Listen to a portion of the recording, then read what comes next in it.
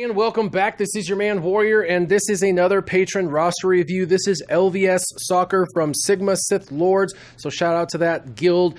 Now, a quick shout out to Lamar from Alliance Syndicate. LVS Socer says if it wasn't for Lamar, LVS wouldn't be where he's at today. So thank you very much, Lamar from Alliance Syndicate, for helping out.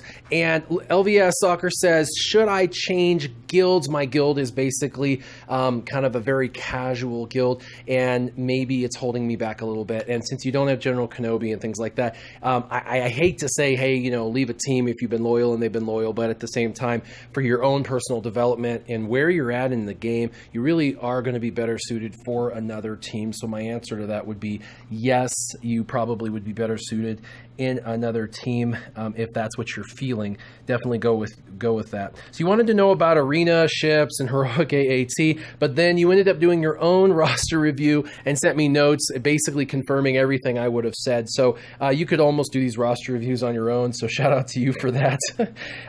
For heroic AAT, you said you're going to skip the phase 1, and that's great. Your team's allowing you to do that. A lot of people do that. They skip phase 1 because phase 1 is so easy. Phase 2, you're going to use clones, possibly clones in R2, and then you're going to use the Tebow and Emperor Palpatine team in phase 3 and Rebels in phase 4. And you know what? Those were the teams I was going to recommend, was your clones for phase 2, a Tebow or Emperor Palpatine type hybrid Empire team for phase 3, and Rebels for phase 4. Now, you're asking about Zeta, Kylo, Cody, or R2, and if you're going to go your clones in phase 2, you're going to need to do your Cody. He's got to get his Zeta ability or they're not going to work effectively. And then you also asked about credits. Should you be using these credits to level your characters, or should you be using these credits to level your mods? You know, looking for mods and things like that. Credits for mods, because there's always good mods in the store, and they're like 3 million or 2.5 million, and you're always spending your credits. And I look at it like a savings account. I've told people this in the past. You should always have 5 million credits that you never spend, unless there's a specific mod in the store. You should always try to have, as best as possible, 5 million reserve. So pretend like 5 million is 0 and don't go below it. And then if you see that special mod for 3 million with a speed secondary that's already at like 5 or 6, buy it, let it roll up, get your 10, 15, or even 20 speed on your secondaries, and that one will benefit you. But it doesn't help to have all your credits spent on leveling your characters up, only to find out that there's an amazing mod that would help you and your team and not have the credits to purchase it. So definitely I would lean towards having a reserve amount of credits for those mods and buying them, and then the rest you can spend on leveling up your characters.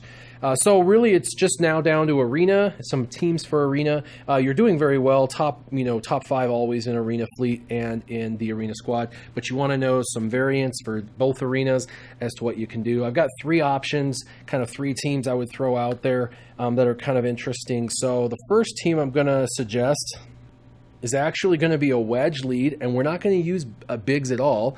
I know that Biggs and wedge are an amazing combination, but this is a really interesting team that you could throw together with what you have. But the wedge lead provides additional offense for other rebels, and so you're going to pair wedge up with your Baze Malbus and Chirrut Imwe.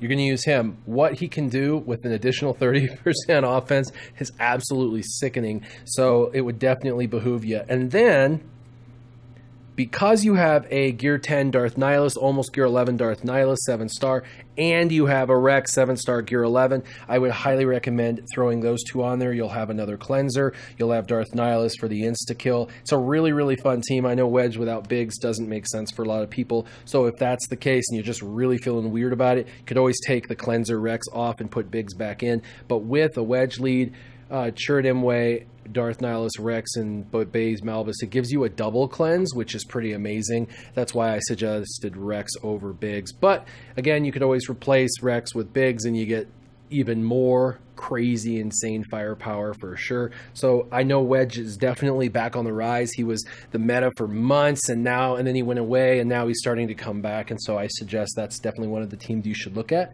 The next team would be a Rex-led team. That is not an uncommon thing, obviously.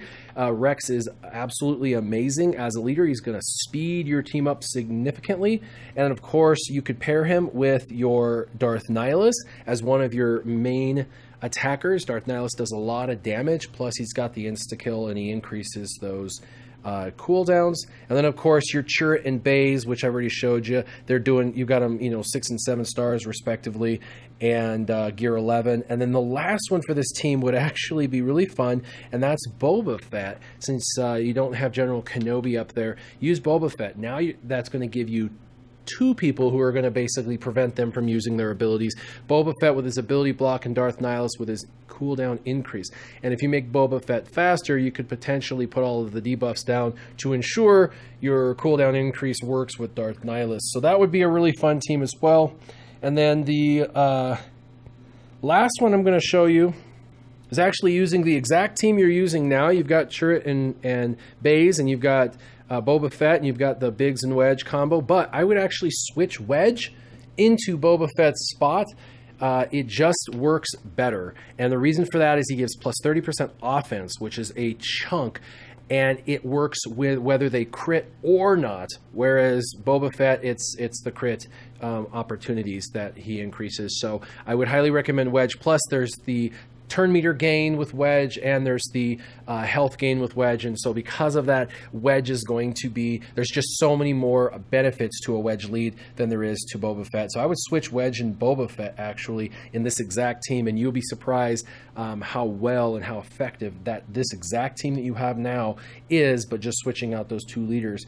And so that's what I would do with Arena. Let's move on to ships. You're number 1, so you don't really need a whole lot of help, obviously, but Admiral Akbar I would leave in there like you have. The Imperial TIE Fighter, Biggs and Scimitar, you already have those 3 in there, but you have Wedge and Slave 1 in your initial lineup. I'd actually pull them out, or at least try this.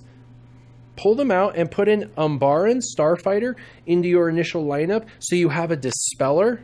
Because Wedge, does a great amount of damage, but you don't really have any dispelling, and so you're going to get caught up on their tanks. And so the Umbaran would be a great addition, as would Ahsoka's ship would be a great addition. Having those 2 ships in your initial lineup, both they do decent amounts of damage. Ahsoka puts protection back up, and she's got evasion up as well, as she can apply that to other people.